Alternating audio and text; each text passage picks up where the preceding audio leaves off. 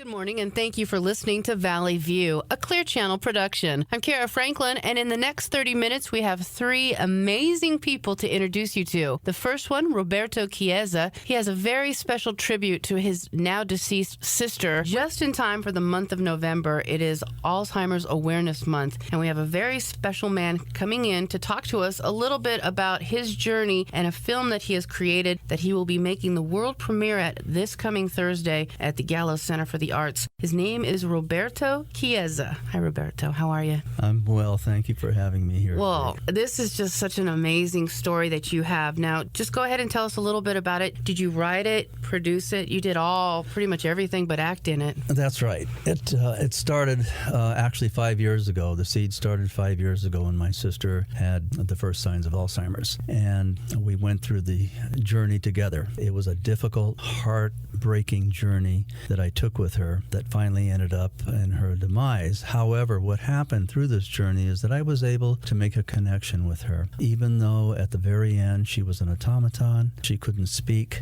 all she would do is stare. I would feed her and she would open her mouth and barely take the food, and I even had to stop doing that. I fed her with a sponge with water because I knew that she was thirsty. It's hard for her to lift a glass while she was in bed, and it was very difficult for her. But what had happened is that through this journey, as I was saying, I was able to connect with her in a very special way. And the journey was difficult but illuminating for me, because what happened in the connection is that she still knew that I was her brother and that she was my sister, and we both knew this. When I would touch her hand, when I would caress her face, when I would look into her eyes, she looked at me, and through her eyes she spoke to me, and I knew it. I could squeeze her hand, and I could see something in her eye that I knew that she knew I was her brother. When I said to her, "Elms, I love you," she looked at me, and I could tell again that she knew who I was. So through this whole ordeal, again, to the very end, which was very difficult, I decided to do something about it, and that was to make this film. And this film is a 17-minute film. It's a very powerful film,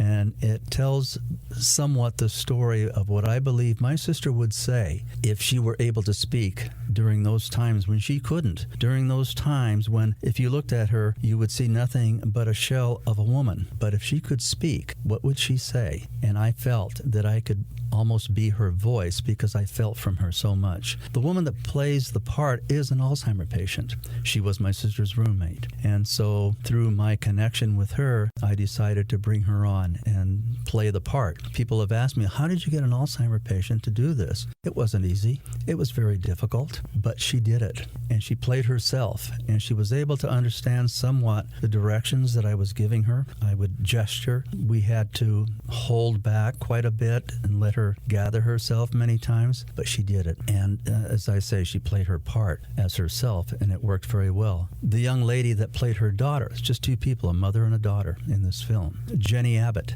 was absolutely amazing. I've worked with Jenny in the past and in commercials and other films that I've done. And I told Jenny, here's what I want to do. Would you be willing to play the part? She said, absolutely. She did an amazing job. So the two of them together created a tremendous electricity that really moves an audience and moved me. Even though I was directing this, I was moved, tremendously moved. I hope a lot of people can see the film.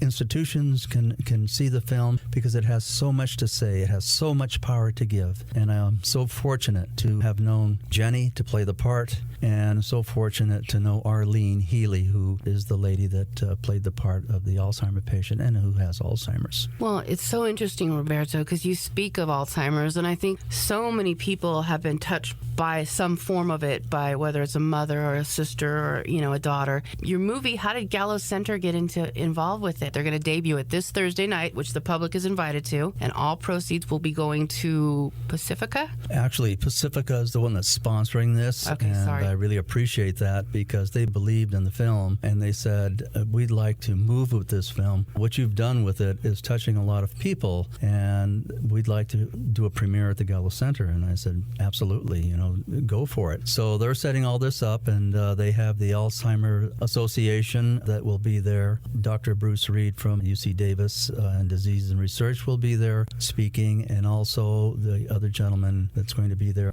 William Fisher, the CEO of the Alzheimer's Association for the Northern California Nevada chapter. William Fisher will be there? William Fisher will be there from the Alzheimer's Association, Northern California and Nevada chapter. So you'll have a question and answer session afterwards, which is really nice. There will be a question and answer session, and I'm looking forward to it.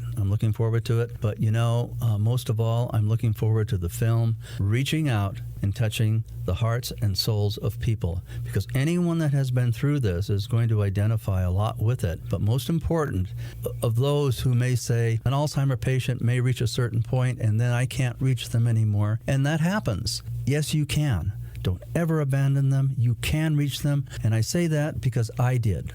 Now, I'm not saying that everyone may do that, but I did, and I think other people can also that may be going through this horrible situation of a mind-eating disease that takes you to hell. It does. It really does. But you can reach them, and I did. I reached my sister, and it was something that I'll never forget. And as I say, because of that, I made this film, Inside My Being. Just tell me a little bit about your sister, because she sounds like she sounded like she was an amazing woman. I mean, she was an opera singer. She sang opera.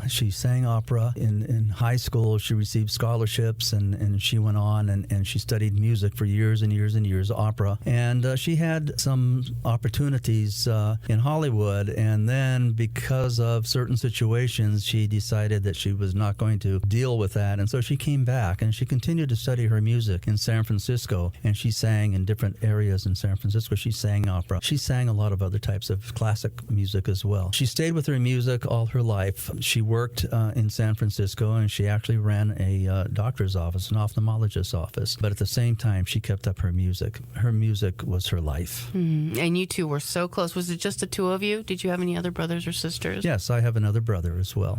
And did he go through the journey as well, or was he? He fortunately was able to help through a lot of this, and certainly appreciated what he was able to do. It gives you hope. And what's the title of the movie? The title of the movie is called Inside My Being. Inside my being. And basically what I am saying there is that inside that person's being, inside that person's heart, inside that person's soul, there is still life. They are still alive and well, even though you may not think so. I think that's important to remember, because I think sometimes you walk in and, like you said, they're just automaton. That's robot. what they call it, where they just sit there and they don't move. And I think that's so important that you remember that their heart's still beating, and they probably do. They can communicate through your eyes. I think that gives you such hope to remember the people you love. Now, how do we get tickets? Do we go to the Gallo Center on Thursday? It starts at 6:30. Doors open at 6:30, yes, and the film will be shown shortly thereafter. And you can buy your tickets either through the Gallo Center,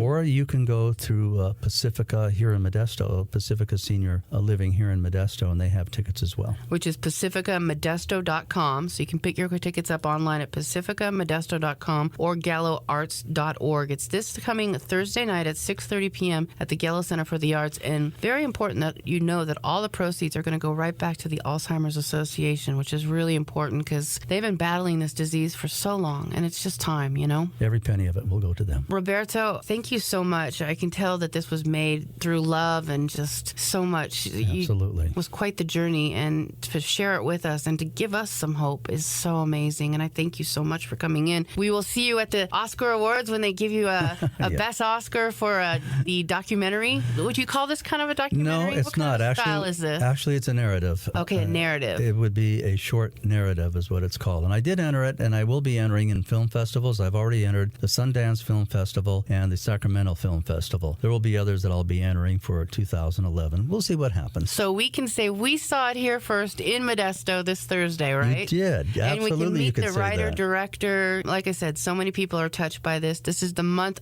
November is the month of Alzheimer's. It is. So whether you know someone or you don't, come in support of them. Come in support of Alma. Absolutely. She meant so much to me, to my brothers, to our family. She meant so much. You could tell just by the loving tribute. So thank you. We will see you Thursday at the Gallo Center for the Arts. I'll be there.